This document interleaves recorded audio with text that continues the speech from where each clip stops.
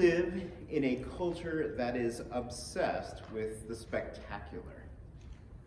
Big careers, big platforms, big accomplishments. Our culture, especially here in Northern Virginia, communicates to our children that they must be extraordinary. They must have the most friends, or at least the most online followers. They must go to the most prestigious university. They must have the best experiences. Our culture communicates to all of us that value is found in the extraordinary. And especially here in Northern Virginia, where we are so close to pretty extraordinary places of power and influence, our notions of value and significance can become highly skewed. The ordinary, folding laundry, preparing meals, teaching children, working unseen jobs, feels forgettable. And yet, it is precisely in the ordinary where most of our lives are actually lived. So tonight, I want to argue something radical. That the ordinary is not without value.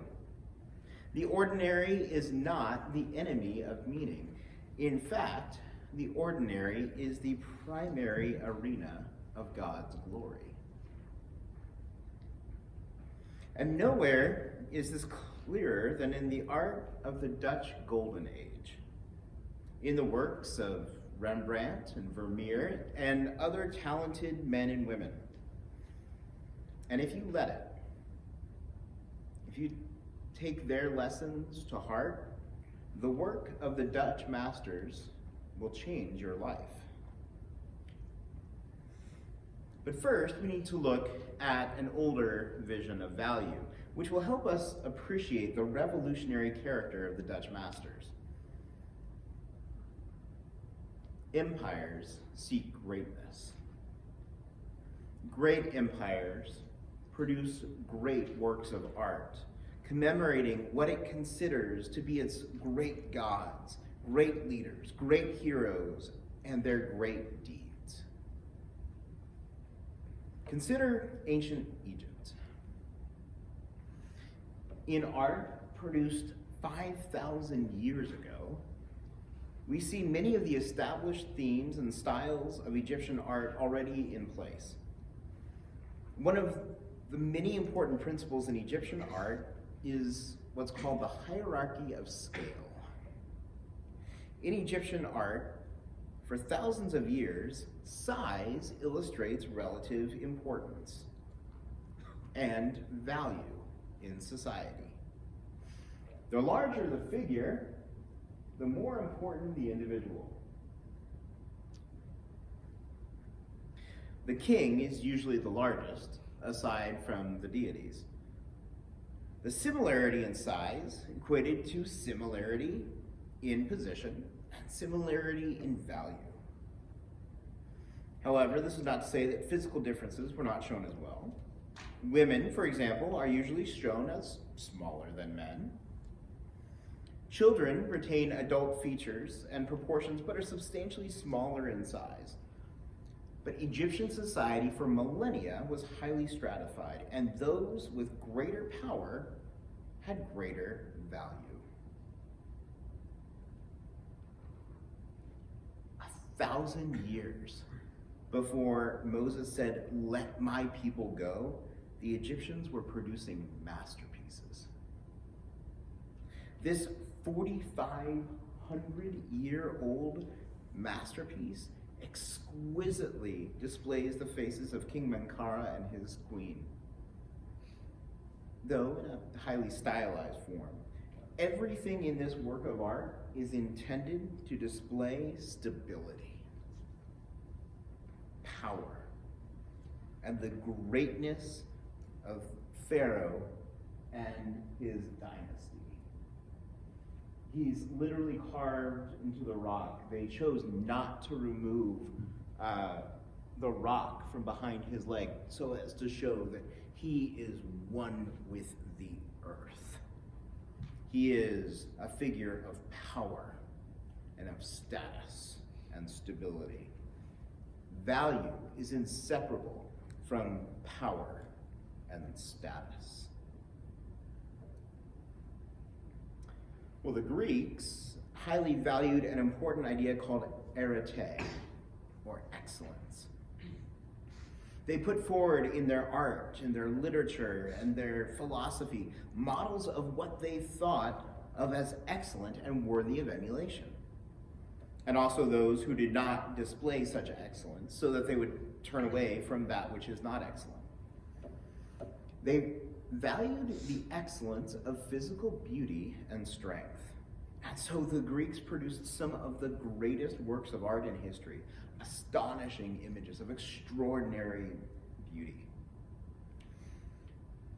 Considered the embodiment of female beauty, the Bartlett head, which is it's named after the donor to the Museum of Fine Arts in Boston, is one of the most famous works of classical art. Her delicate face, the intricate hairstyle.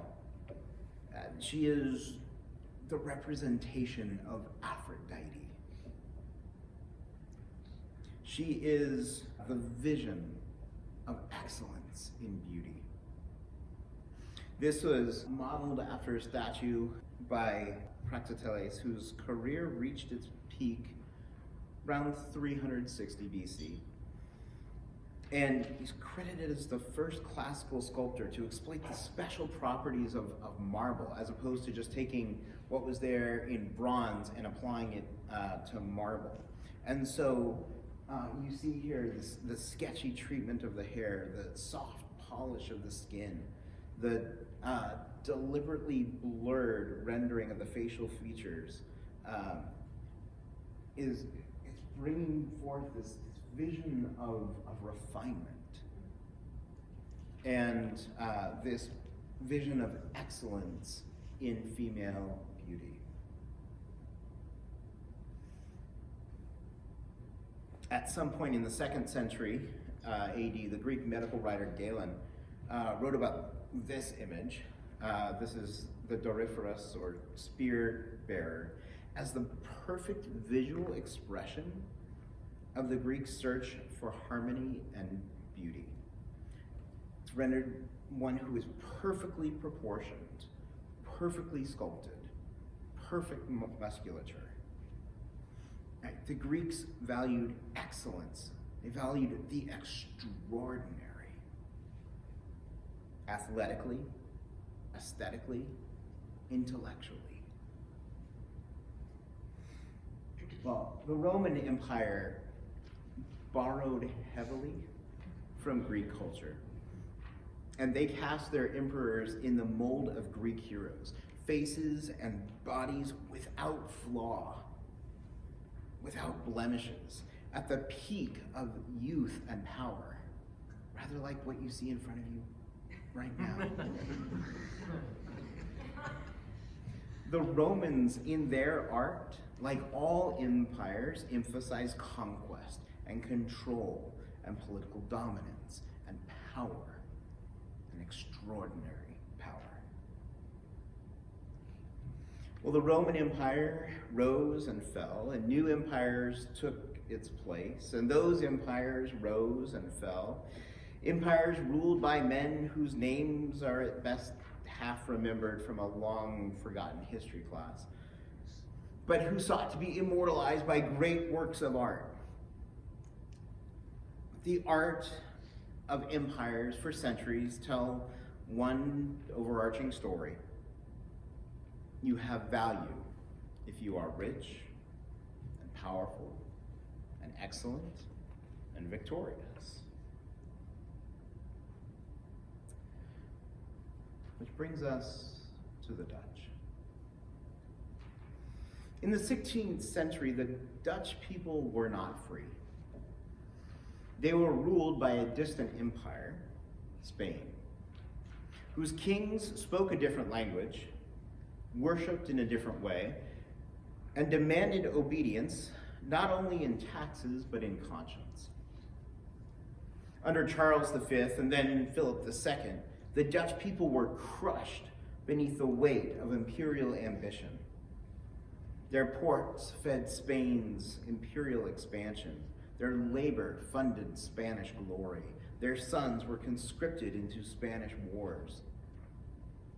The Spanish economic system, known as mercantilism, sought to take value from Spanish colonies and territories and send whatever is of value all back to Spain. Now, the Spanish raised taxes, and they strangled trade and curtailed commercial growth. And then when Dutch men and women began to read the scriptures for themselves, and when Calvinist preaching began to spread through the cities, persecution followed quickly. The Spanish policed churches, burned Bibles, and hunted preachers. Families gathered in barns and back rooms, whispering psalms so as not to be heard by Spanish soldiers. But something stubborn began to grow in these flat, muddy lands. The Dutch were merchants. They were farmers. They were craftsmen, people of hearth and home, and they did not dream of empire. They dreamt of freedom. Freedom to worship. Freedom to work.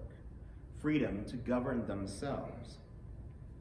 So in 1568, William of Orange led them in revolt. And what followed was not a swift victory, but 80 long years of war. Of sieges, of famine, of flooded fields, of burned villages, and martyrs whose names were never carved in marble. Yet they endured. And slowly, against the might of the greatest empire in the world, the Dutch Republic was born. Not a monarchy, not an empire, but a republic of ordinary people who had learned through suffering that liberty is not inherited, it must be fought for and defended. Out of that hard-won freedom came an age of greater religious toleration, as Jews and Christians of all stripes found their homes in the cities of the Netherlands, even as the culture of the Dutch Republic was shaped by a deep Calvinism. Out of that hard-won freedom came an age of broad and deep affluence. They threw off medieval notions of economic value that were not based in biblical truth, but in Greek philosophy. And the tiny Dutch Republic soon became the most prosperous nation in Europe, and a leader in global trade and in scientific research and innovation. Out of that hard-won freedom came an incredible flourishing of the arts that we call the Dutch Golden Age. Now, the Calvinist theology that I mentioned before that shaped the Dutch Republic is one of the factors setting apart art to go in new directions in the Dutch Republic. Not all the artists that we will see this evening were Calvinists, but they were all profoundly and undeniably shaped by the culture that developed as a result of the deep theological currents that flowed through the churches and the homes of the cities of the Dutch Republic. John Calvin described creation as the theater of God's glory. He writes, "It is no small honor that God, for our sake, has magnificently adorned the world, in order that we may not only be spectators of this beauteous theater, but also enjoy the multiplied abundance and variety of good things which are presented to us in it." If all creation is the theater of God's glory, then why shouldn't magnificent mountains and verdant valleys be as much a subject of art as conquering kings and Homeric heroes? And so, in the 16th century, a new genre was born. The Dutch gave it its name, landschap, from which we get the word landscape. Landscape is any painting or drawing whose principal subject is the portrayal of a scenic view. We take it for granted as the genre of art, but it was invented. It began at this time. One of the first landscapes is The Mill by Rembrandt. It is his only landscape. The subject is simple enough, a windmill. An ordinary building that would have been seen on any ordinary day in the Netherlands countryside. But Rembrandt has eyes to see glorious beauty in the ordinary. Beside this broad moat, high above the circular scarp of a ruined bastion, stands a windmill with some low cottages. The path from the mill leads on the left, over a little bridge, across a sluice, to a landing post in the foreground. A woman with a child goes down to the water. A man pushes a wheelbarrow upwards. In the center foreground, a woman at the water's edge is washing linen. A man behind watches her. From the right approaches a ferry boat with the mast down, rowed by a man. To the right, and the farther back, amidst dense groves of trees, are some cows, and beyond them a cottage. Evening light. The last rays of the sun illumine the right half of the sky and envelop the mill in their radiant glow. Rembrandt is painting light. The mill stands out in contrast to the light of the sky. So look at the veins on the windmill. All four of them represent different tonal possibilities. The vein in the 11 o'clock position is light against a dark background. The vein at 2 o'clock is light against a light background. 5 o'clock shows a dark vein against a light background, and the one at 8 o'clock is dark against dark. Rembrandt takes something ordinary and, using contrast and light and shadow, causes it to stand out and come alive. Everyday activities in an everyday locale become something beautiful. Becomes the theater of God's glory. Well, the Dutch Golden Age of art features landscapes and seascapes as a subgenre of landscapes. We have boats out on water. This is an ordinary thing, not the stuff of myth and legends, but creation is the theater of God's glory, and that theater is the place of drama. So Rousseau's Rough Seas is an example of that drama. Like many other painters, he divides the canvas vertically into thirds. The dark seas and dark skies at the top and bottom third. And this puts the boat at the center of the canvas. The pop of orange from the Dutch flag only further brings the attention to the central boat. The boat is at full sail, with flags flying amidst choppy seas. It produces a feeling of tension and drama. How will the ships fare in the rough seas? Will the storm continue to grow and overcome the ship? So he uses color and contrast to heighten the drama and point to its resolution. In the lower left third, he has whitecaps amidst the dark background. The middle boat's hull is dark amidst a light background, while its sail is bright against the dark background.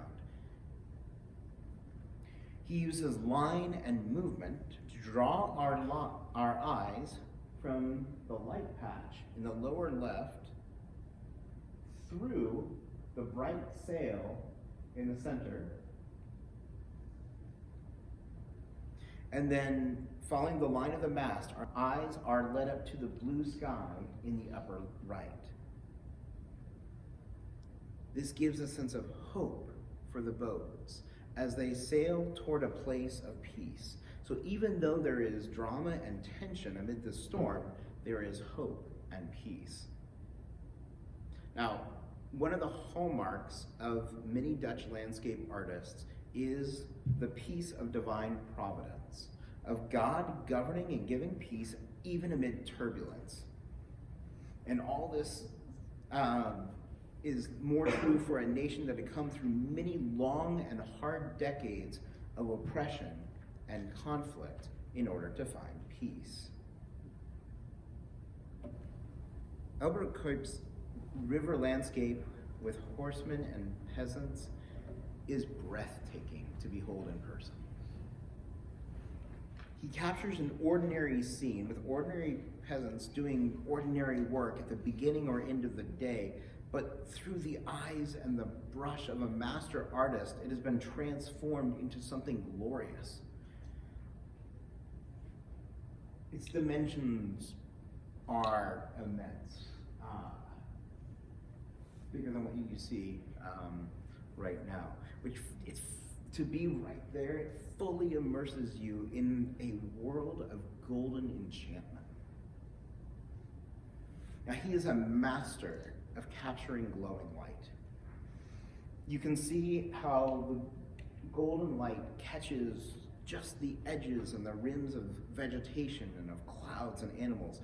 He uses a technique called impasto, where he lays on these highlights so thickly that the paint sticks out from the canvas. This gives an added vibrancy to the painting. There's both vitality and serenity in this masterpiece. The sense of serenity comes not just from the peaceful cows and the sheep and the golden light. He employs a subtle rhythm where the shape of the mountains are echoed in the shape of the clouds. The shape of the mountains echoed in the shape of the trees. The shape of these trees is echoed in the shape of the clouds behind it. He's using a very subtle rhythm. This rhythm aids us in subtly suggesting that heaven and earth are united and that all is as it should be. Now, Cuyp was an ardent Calvinist, and he served as a deacon in his church. His works capture the beauties of God's creation, and they have an all-pervasive sense of stillness and calm. This itself echoes an idea of the stillness of calling, where everything is at rest because from the heavens above to the mountains to the animals, everything is doing what God has called them to do. The peasants here are at peace, at rest, because they are filling their God-given calling, their vocation. Now, how often do we make room to rest and to observe the wonders of God's creation? The Dutch took seriously the idea of Sabbath, and using this gift of rest to meditate on God and on his works, which would include his works in creation. How often do we pause to notice the wonders of the world that he has made? What would it look like if we unplugged from the cultural currents that excite us with the promise of extraordinary online experiences and frustrate us with extraordinary outrages? What if we filled our eyes, our hearts, our imaginations with that which gives us rest and peace? What would it look like if instead of seeking after extraordinary wealth or power or status or influence, our children sought after their vocation, what God is calling for them to do to glorify him and serve others? What if, as the theologians of the Dutch Republic saw it, finding your calling, your work which God is calling you to do, provides you with rest even in the midst of your work? Now, not only did the Dutch give the word landscape, but they also mastered still life painting. Now, I don't know about you, but I used to consider still life painting boring. I'd look at it and see a bunch of flowers in a vase and then move on. Actually, they say that most people, regardless of the genre, most people spend 8 seconds in a museum looking at any given piece of art, on average. And so I would do the same thing. But once I began to understand more about the context and the content of Dutch still life art, the more I began to appreciate it and see its profound importance. Jesus commands us to consider the lilies of the field, how they grow. They neither toil nor spin, yet I tell you, even Solomon in all his glory was not arrayed like one of these. Jesus reminds us that even the most magnificent of kings was not arrayed in as glorious splendor as the ordinary flowers of the field. So while many painters continue to paint kings and emperors arrayed in royal robes, the new genre of still life paintings captures a glimpse of the glories of God's created world. Still life paintings, such as Still Life with Flowers by Ambrosius Brochard, capture the variety and the intricacy and the delicacy of flowers and dragonfly and butterfly wings. He brings together tulips and carnations and roses, weaving together colors that blend together, as well as pairing colors like blue and yellow, which are roughly opposites on the color wheel, to produce a pop of color.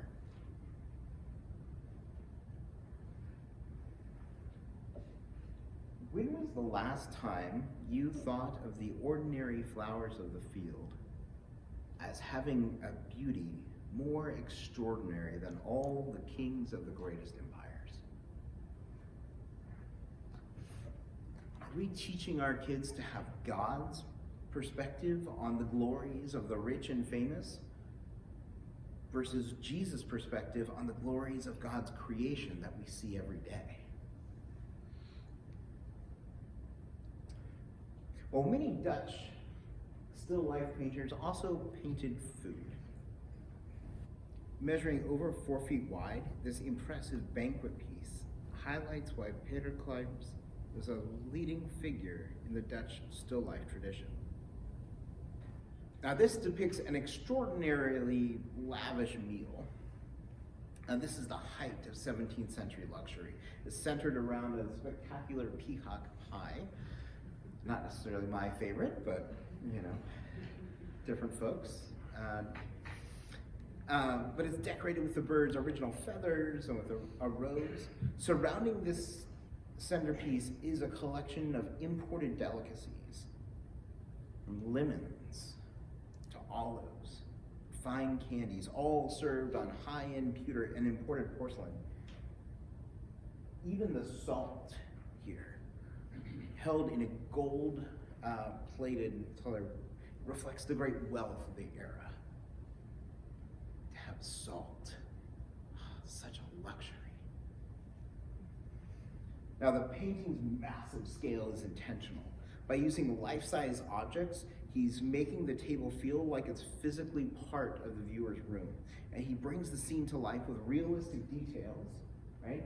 Like half-eaten food, a messy napkin, combined with masterfully rendered textures like the rough skin of the lemon and the smooth surface of the wine pitcher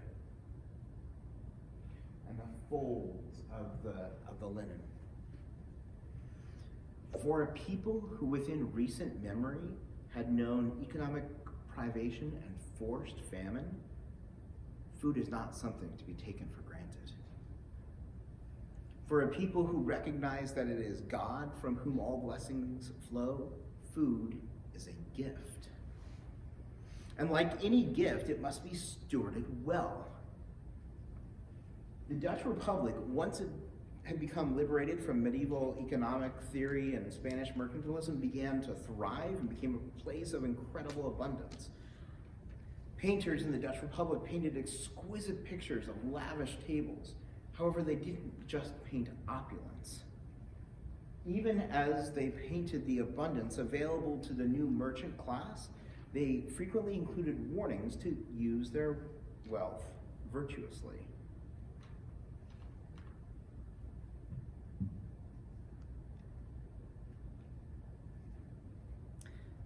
Notice the peeled lemon in the foreground on the left, accentuated by its reflection. The peeled lemon. Peeled lemon becomes an important symbol in Dutch still life paintings. The peeled lemon shows that life is beautiful, but sometimes sour, and it is fleeting. It's peeled. It is fleeting. This feast is to be thoroughly enjoyed, but this feast is fleeting. This life is beautiful, but it is fleeting. Now, some still life paintings were called vanitas, echoing the theme of Ecclesiastes, that all that is under the sun is fleeting. Hedda does a phenomenal job capturing the light as it shines on and through the remains of a feast. Right? The tableware is beautiful.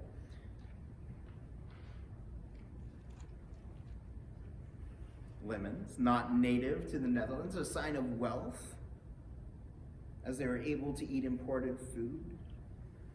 Yet, pewter plates teeter precariously over the edge of the table, while a stunning translucent goblet and silver taza have toppled over. And the candle has been snuffed out.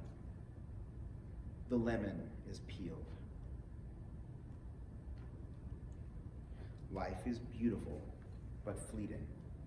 The feast was thoroughly enjoyed, but it is over.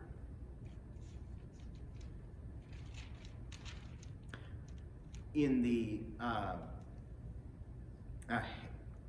Hedda is this master of uniformly cool gray and warm tan color schemes that were favored by the Dutch in the 1630s.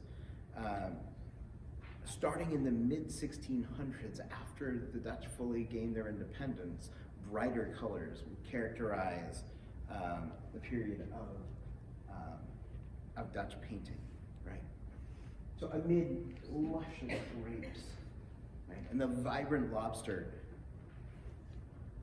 bright yellow lemon stands out against the blue tablecloth, right? He pairs the yellow lemon with its opposite blue for a reason. If the riches of this life are fleeting, if this life itself is fleeting, then we should enjoy this life, not take it for granted, but remember that it is fleeting, and remember to seek after that which is truly eternal. These Dutch still life paintings are Ecclesiastes in oil paint. The great artists of the Dutch Golden Age had a great eye for detail. They were great artists because they were great observers. Young children love to observe and to ask how and why. What if we continue to cultivate those skills of observation and that delight in wonder? What if we and our children delighted in looking at the light pouring in through the kitchen window, reflecting and refracting through glass, landing on fruit and bread, and saw in our kitchen countertops something beautiful to behold? What if the kitchen counter and the dining room table were a place for beholding the theater of God's glory. What would it look like if we took these messages to heart? If we recognized that the unprecedented abundance that God has permitted us to have in this country, and in one of the wealthiest parts of the country, is to be enjoyed, but that we remember that it is fleeting? What if our children took to heart the importance of enjoying this world, but also seeking after the joys that are eternal? Maria van Oosterwijk was the daughter and granddaughter of Dutch Calvinist pastors. She was deeply religious, and she imbued her paintings with rich symbolism. Yes, she painted a number of Vanitas-style paintings, but always imbued with hope. Always colored with hope. For her, she used the symbol of the sunflower, which turns towards the sun, to represent the soul turning to God. Grapes pointed to the communion wine, and thus to the blood of Christ. And throughout her paintings, we see a red butterfly, which she used as a symbol of Christ's resurrection. How would it change us if we kept front and center reminders of the importance of our soul turning to Christ, and reminders of his resurrection? So we turn now to one of the great artistic modes of the Dutch Golden Age, and that's portraiture. While the Egyptians believed that only the king and the royal family ultimately had value, and the Greeks saw in the peak of physical intellectual excellence, the art of the Dutch Golden Age reflects a more biblical view. For the Calvinists and for those in the Dutch Reformed tradition, the fact that man is made in the image of God is vitally important. Calvin said, "Being placed in this most beautiful theater, let us not decline to take a pious delight in the clear and manifest works of God. For as we have elsewhere observed, though not the chief, it is in point of order the first evidence of faith to remember, to which side soever we turn, that all which meets the eye is the work of God, and at the same time to meditate with pious care on the end which God had in view in creating it.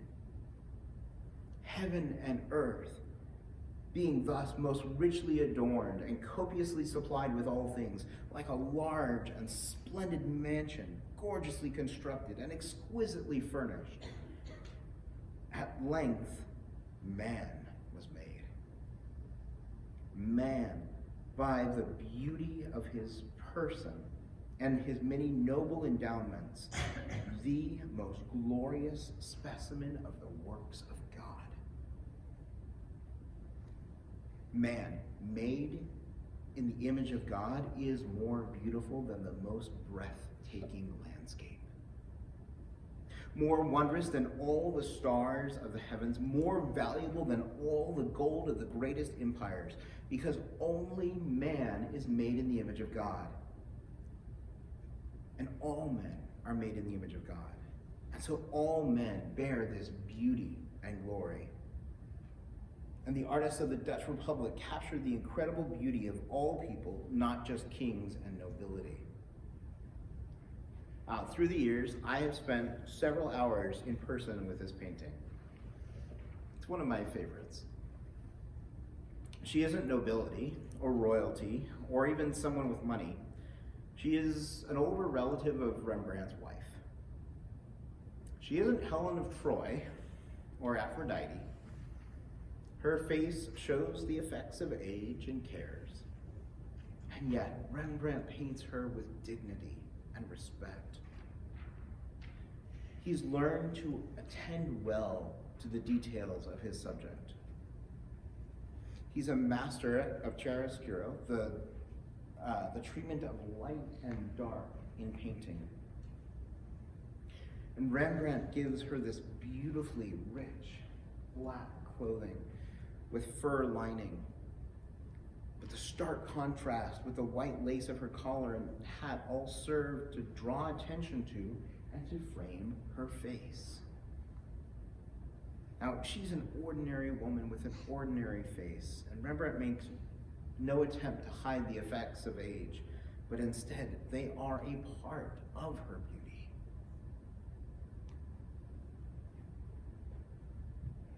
When we love something, we attend well to the details. I can tell you the details and the mannerisms of my wife and children, and I could do the same with friends here and with friends that I haven't seen in years. And you could no doubt do the same with your loved ones. And when you share cherished details about a loved one with friends, it helps your friends grow in affection towards your loved ones. As we spend time with portraits that capture the details of a real person, it helps us to more clearly see their beauty. Rembrandt observes her beauty. And the more we spend time with the painting, the more we come to see the beauty in this image bearer of God. Now, this couple who appear in the same gallery as our previous woman would not be cast as the leading man and leading lady in any Hollywood blockbuster. Perhaps if they had a lot of charm and a lot of personality, they might be cast as like the quirky best friends of the leads, right? But Rembrandt sees and shows beauty, honor, and dignity in them. Not only does he show her in a fully dark but luminous, rich black, adorned in lace that is just positively translucent in person, but with just the subtlest upturn of the corner of her mouth, he captures a world of personality and charm. The more you spend with these great works of art, the more you come to love and see the beauty in the image bearers that they depict. What would it look like if we saw beauty in the face of everyone that we come across? What if we showed our children that beauty can be seen not just in the heavily edited and curated feeds on social media, but in people at the grocery store, in their neighbors down the street, in friends at the retirement home? The calling to embrace the everyday and the ordinary is not about accepting mediocrity. It's quite the opposite. We want our children to pursue excellence. Excellence is good. However, excellence does not determine value in God's sight. We are valuable to God because we bear his image. We love our children not because they're the best and brightest, even though each of you has the best and the brightest children in the whole world. We love them because they are our children. Their value to us doesn't increase or diminish because of their performance. Our children are of greater value to us than all the gold in the world.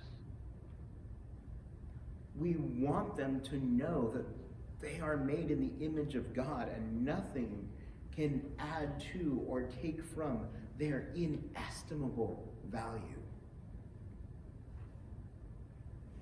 Well, not only are ordinary people valuable, but so is ordinary life. Peter de Hooch shows the beauty of an ordinary home and ordinary life. He captures tender affection between a girl and what is probably her maid. But she's no mere servant. The little girl's affection and the look between the two helps to endear this maid to us. We see her with affection and respect through the eyes of this little girl. She and this whole scene are imbued with stillness, and honor, and respect. De Hooch frequently portrays domestic scenes with dignity and respect.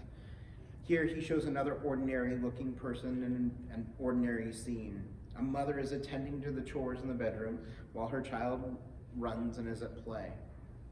Light pours in from two sources on the left side of the canvas, giving an otherwise ordinary scene vitality and joy.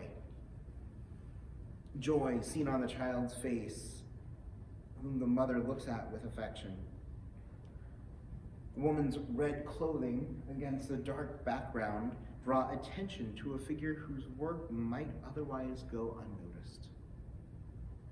And the red is balanced by the red tablecloth on the left side of the canvas. Everything for Dahuch is well ordered, in balance, and there's a sense of serenity and stillness even amidst activity. Now, Dahuch is not suppressing women by showing domestic life. Instead, he is showing that everyday activities, the activities we all participate in every day, like folding laundry, are seen in a light previously reserved for kings and saints. For the Dutch, every activity is holy when done to the glory of God, and God is glorified in everyday life and everyday activity. What would our lives look like if we saw every moment as potentially holy? What if we saw that God is glorified not just in the extraordinary actions and the writings of theologians, but in making dinner and driving to work and folding laundry and setting the table? It is in these ordinary moments that we are called to glorify God. And it is in these ordinary moments that the character of our children are formed. Yes, some people are called to do extraordinary things in service to God.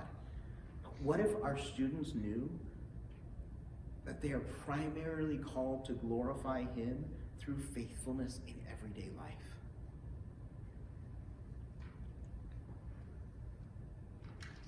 Now, Vermeer was not a Protestant, but he was raised in that background and in a culture shaped by its teachings. And he shows us an ordinary woman in the activity of writing at a desk. She's not a queen. She's not royalty. She isn't a saint. She isn't a goddess. She's an ordinary woman pausing to look at us, bathed in light from an unseen window. Yes, she's adorned in expensive clothing. Vermeer used this yellow coat 5 times in 5 separate paintings. He was a big fan of that coat. Maybe it was the only one he could afford. But once again, Vermeer is bringing forth the beauty of an everyday moment. Now, some have speculated that this is Vermeer's wife, but we don't have anything to actually confirm that. But we do know that he puts her face right in the center of the composition, looking directly at us with a knowing gaze. You'll notice that there is a painting behind her. Now, it's hard to see here. You'll just have to go on down to the National Gallery of Art. But it is the painting behind her is a still life, a vanitas, intended to remind us that life is fleeting and that we all face death. Here we have this woman wearing a lemon yellow coat, looking out at us with a vanitas behind us. We have a reminder of the importance of ordinary life, and we're confronted with the question of how we are to spend the time that we have. Now, Vermeer's Girl with a Pearl Earring is perhaps his most well-known piece. Much has been said and written about this painting, far better than I could ever do. I highly commend to you, there's a website called Essential Vermeer. When I'm typing things in, I start to look at ESV online or something, It pulls up Essential Vermeer for me all the time. It's just a fantastic website. If you look closely, you'll see that the left-hand side of the girl's nose lacks any distinct line or any visible shift in tone. The bridge of the nose, of her nose, echoes the color of her cheek. The lines indicating the right side of the nose and nostril are obscured by shadow. The earring was probably a glass earring made to look like a pearl. Pearls at that point would cost 10 times the price of a house. You'll notice that there's no actual connection between the earring and her ear. He's using light and shadow to subtly suggest things to us so that we draw the connections. And he's using light and shadow subtly to bring an incredible vitality and luminosity to this everyday girl who's wearing an exotic Turkish costume. Now, I'll let you explore more about that painting on your own. While the girl with the pearl earring certainly has gotten the most attention of late, the milkmaid is probably my favorite Vermeer. It beautifully portrays a very ordinary woman, a milkmaid, doing something very ordinary, pouring milk. She isn't rich. The window is broken, which is depicted with incredible precision and vitality. This broken window also lets in more light. There's a small heater on the floor to help keep the room warm. But in this ordinary room, Vermeer is doing something extraordinary. The extraordinary tactility of this picture is seen in the way he depicts her head and her bodice, right? Small touches of paint, of white and light ochre and reddish brown and greenish gray, they all come together to form the appearance of a solid head that seems to think and breathe. These brush strokes, albeit tiny, are boldly juxtaposed with little or no blending. And the buildup of paint is so pronounced that you get the impression that he's almost sculpting rather than painting the head. Her bodice is the same bright yellow that appears in his other paintings, but its stitching and its texture suggests that this was made during the winter. He paints it in the same way as he paints her face, with this interminable series of briskly applied dabs of thick yellow and brown paint, a technique which imitates the rough texture of the garment itself. Now, for centuries, blue pigment was incredibly expensive to produce. It was therefore reserved for the greatest and holiest of subjects. Throughout the medieval era, the color blue was used almost exclusively for the Virgin Mary. As one Vermeer expert put it, the dark blue apron and the similarly colored cloth that drapes from the table possess a stunning inner luster that cannot be adequately captured in reproduction. To achieve this effect, Vermeer applied one or two thick, transparent layers of this costly natural ultramarine made of crushed lapis lazuli that was imported from Afghanistan. And he applied that over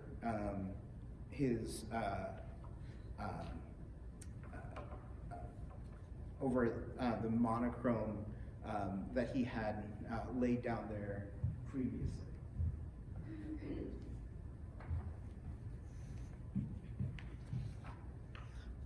Always be prepared.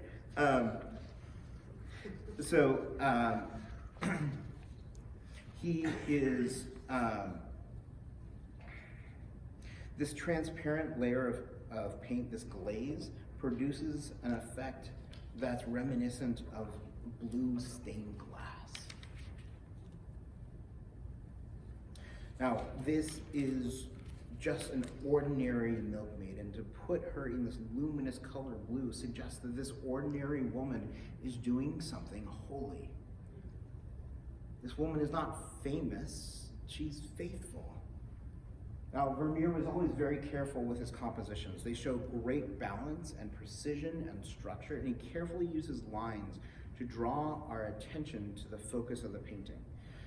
The most significant line in paintings usually comes from the eye lines, from what the eyes are drawn to, but her arms and the focus of her eyes, and even the shadows on the wall behind her, all serve to point to the jar of milk as the center of the piece.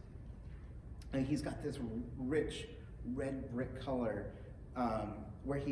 but he applies dabs of light blue here and there where one would expect to find reflections, which was unprecedented in art at that time. He is imbuing this everyday activity with deep significance.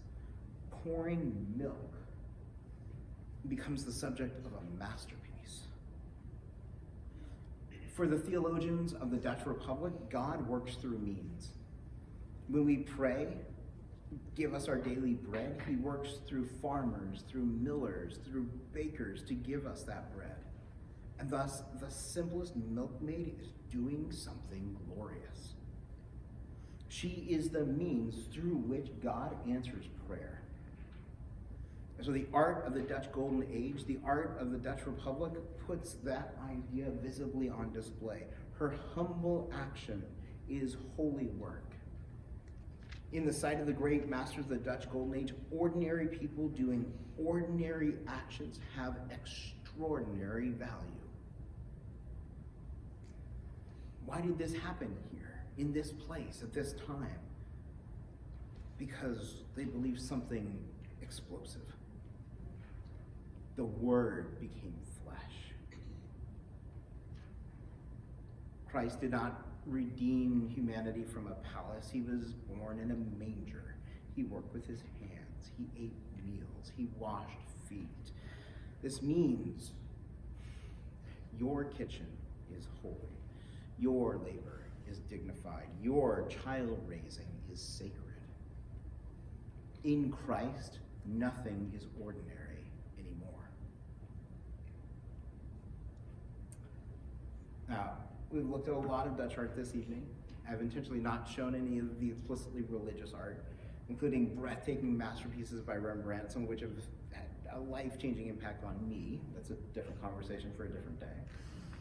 But I do want to return to Rembrandt's portraits and pick up on something important seen in his self-portraits. Now, Rembrandt had over 100 self-portraits, including over 40 paintings, and they mark an extraordinary journey. In his early years in Amsterdam, Rembrandt was the city's most sought-after portrait painter. During this time, Rembrandt lived extravagantly, amassing a massive collection of art and artifacts. In one interesting painting, he depicts himself and his wife in a painting entitled Self-Portrait as the Prodigal Son. His work from this period often focused on outward appearances, technical brilliance, and the theatrics of light and shadow. He was a man at the pinnacle of extraordinary success, but it all came crashing down. His beloved wife, Saskia, died, as did 3 of their children. His life fell apart. This eventually led to his complete bankruptcy and social isolation. But as his life fell apart, his art deepened and became more soulful. He painted people not as they wanted to be seen, but painting them as they are. aging, weary, fragile, broken. But he was still painting the broken, including himself, with dignity and affection. His self-portrait in 1659 shows him no longer as a cocky, costumed youth. He's been stripped of pretension. But he's staring back with eyes that have seen deep suffering, but also profound grace. There is a quiet strength and stability in this mature Rembrandt. The light draws attention not just to his face, but to his hands, and establishes here a triangle, a feeling of stability. He has experienced peace and suffering and loss, but there is a quiet peace and grace nonetheless. Now, while not strictly a self-portrait, this picture shows his great journey. During times of earlier lamentation, we see Rembrandt painting weeping prophets, Jacob wrestling, Moses smashing the tablets in anger. But now, near the end of Rembrandt's life, we see him painting not a self-portrait of the prodigal in the tavern, as he did in the height of his popularity and success, nor is he painting the prodigal son who set out to be extraordinary and ended up being so devalued as to eat food that not even the swine would eat. Rembrandt is painting not the prodigal's rebellion and suffering. Indeed, the prodigal's face is hidden. Instead, his emphasis is on the Father's love, seen in his tender but strong hands. Indeed, he is painting something altogether ordinary, but something extraordinary. A father's love as the image of the Father's love. The prodigal son no longer is setting out to do something extraordinary, but returns, finally at rest, in the arms of that which he once considered so ordinary that he took it for granted: his Father's love.